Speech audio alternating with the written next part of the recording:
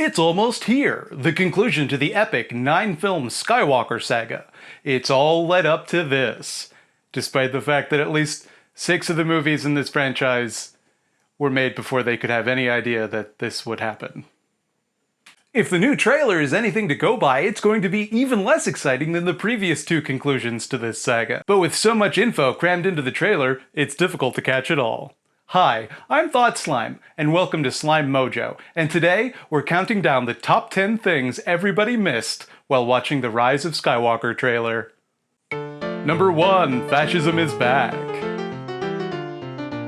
The Empire, and by extension the First Order, are modeled after the Nazi regime. But did you know that fascism is back in real life?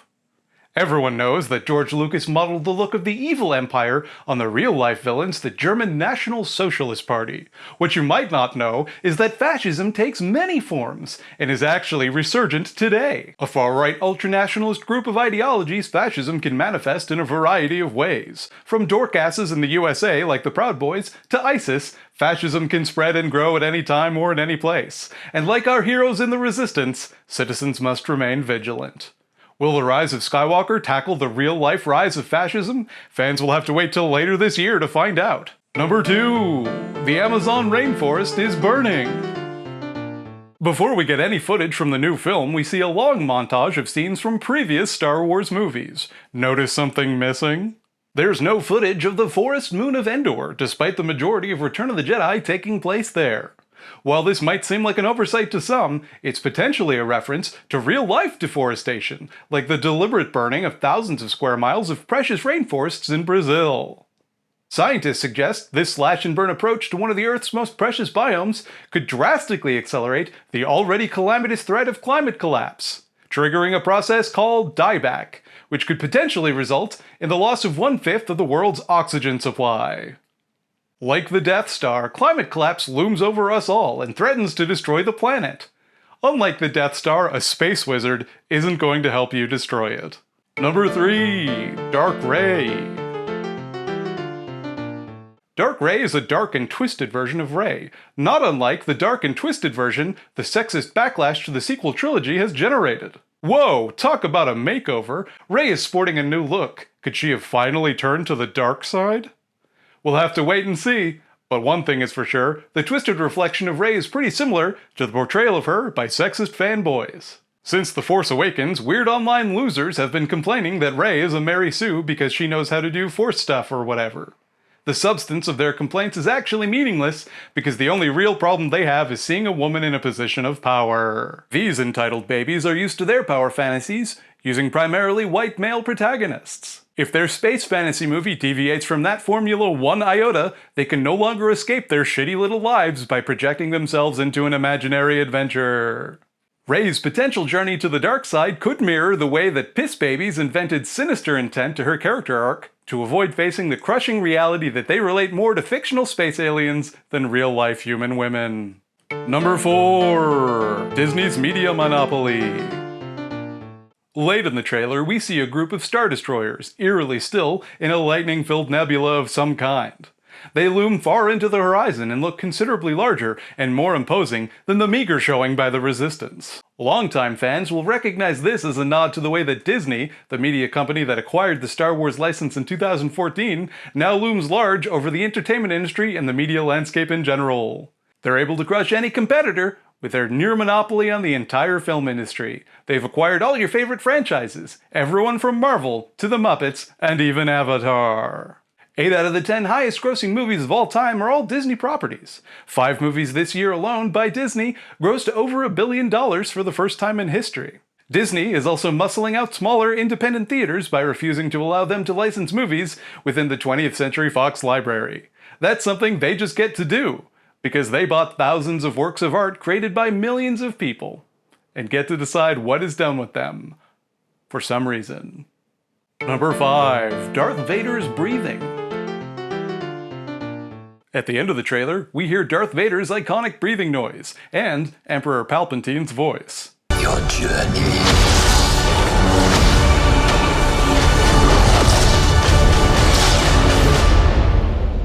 Yes, it's in. But both characters are dead. How can they come back?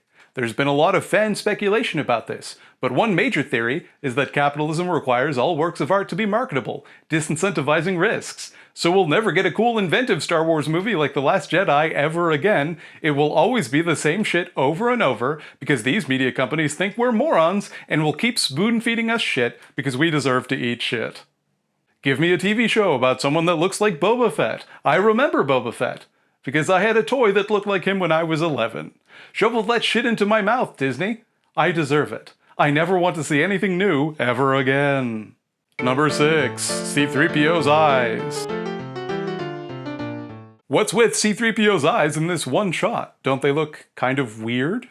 Some people might say it's just the lighting. Some people might say, nah, his eyes have always looked like that. But longtime fans will recognize this as a subtle nod to wealth inequality somehow. Did you know that the richest 1% of the world's population, roughly 70 million people, own 45% of the world's total wealth? Did you know that just 10 men have as much money as many countries? Did you know that just 426 of the richest people on Earth have more money than the poorest 50% of the planet's population? And that shouldn't be surprising. Just look at how the rich have so thoroughly infested the government, and have been chipping away at any taxes on their wealth for generations. And that's why C-3PO's eyes look like that in that one shot. That's the reason for that.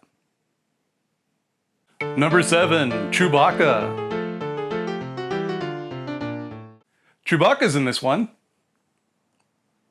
Chewie's in the mix. Number 8. Rey's double-sided lightsaber. The final shot in the trailer shows Rey wielding a badass double-sided lightsaber nunchuck staff thing. What could possibly be the function of this folding action that the unique weapon is shown to have? It could signal an entire new line of toys, contributing needlessly to the wasteful practices of overproduction and eventually ending up in a landfill or the Great Pacific Garbage Patch. Despite there already being thousands of lightsaber toys and millions of pieces of Star Wars merchandise in general, it's necessary for the franchise to occasionally spice things up with new characters or new decisions so we can buy more useless garbage. But remember, we can't risk totally new ideas which could potentially alienate some viewers. We have to rely on the same few things over and over, remixed and remixed into oblivion. What about a curved lightsaber? What about a double-sided lightsaber? What about a different double-sided new lightsaber? This revenue stream allows the Star Wars license to remain profitable in perpetuity, long after the box office returns stop breaking world records. They also mean that the storytelling, world-building, and thematic messaging of any Star Wars film will always be compromised by developing new toys and worthless tchotchkes. This episode is sponsored by Loot Crate. Go get some garbage, clutter up your life, and eventually throw it out. Use coupon code ConsumeristHell at checkout to receive 10%. Number 9. The budget. Many fans were left speculating about the budget of the film, but if The Last Jedi is anything to go by, we can expect a budget of around 200 to 300 million US dollars. That might seem like a ridiculous expenditure for a movie about puppets fighting with laser beams in space, and it is. But keep in mind, it's likely to generate over $1 billion in returns if Disney's track record this year is anything to go by. There's no way that money could be put to better use by, say, feeding the hungry? How much revenue would that generate for Disney's shareholders? Just how much will they get their grubby little mitts all over? We'll have to wait till Christmas to find out. Before we reveal our final pick, it's time to break character for a minute and go to the Eyeball Zone. Hello and welcome to the Eyeball Zone. I'm ThoughtSlime, the inventor of eyeballs, and I'm very relieved to be able to talk normally for a little bit. Today I'd like to talk to you about Audible. Audible is a website that offers audiobooks, and it's a ripoff because after one free book a month, all the books are like regular audiobook prices plus the cost of Audible itself. So if you want audiobooks, I got some fucking audiobooks for you. Check out Audible Anarchist to fill your ears and brains with the books you really want.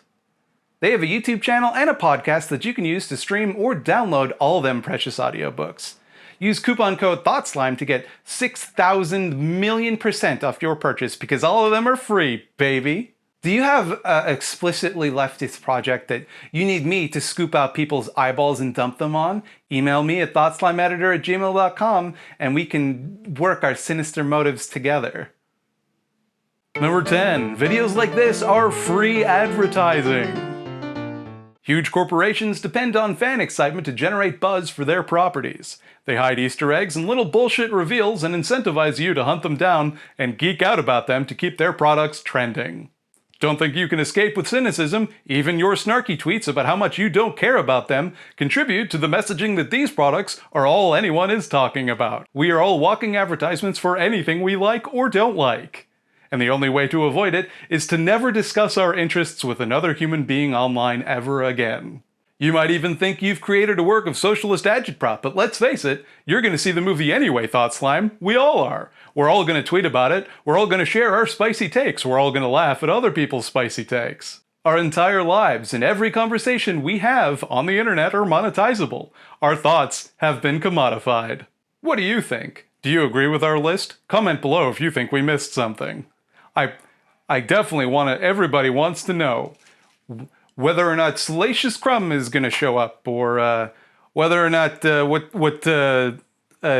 about that rabbit from the Star Wars comics? When are we going to see Dash Rendar? Thank you for watching this video. I thought of this joke and had to make it. I had to. I had no choice. Hey, you know what I'm going to say. Why don't you like and subscribe to the video already? Come on, be a pal. Also, I have a Patreon at patreon.com/thoughtslime. You might notice a bunch of names and cartoons going up around the screen. Those are all people that did that gave me money on that particular website. But if you don't want to give me money on that particular website, there's another website you can go to, which is Ko-fi, link in the description. But obviously don't feel compelled to do either if your financial situation doesn't let you do that easily.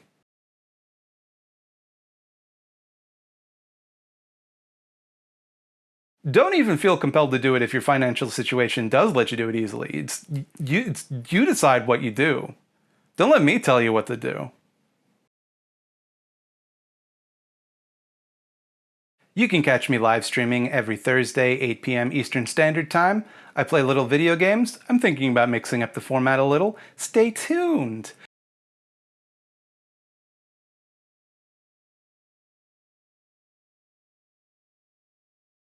If you wringle-jangle that little bell that YouTube puts there for some reason, then you'll be informed when I go live, and also get a bunch of other notifications about me. That way you can spend your whole day thinking about me and what I'm doing.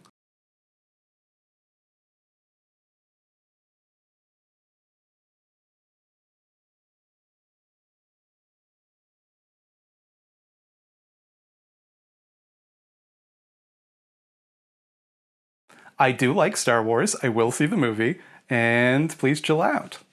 Just chill for a minute.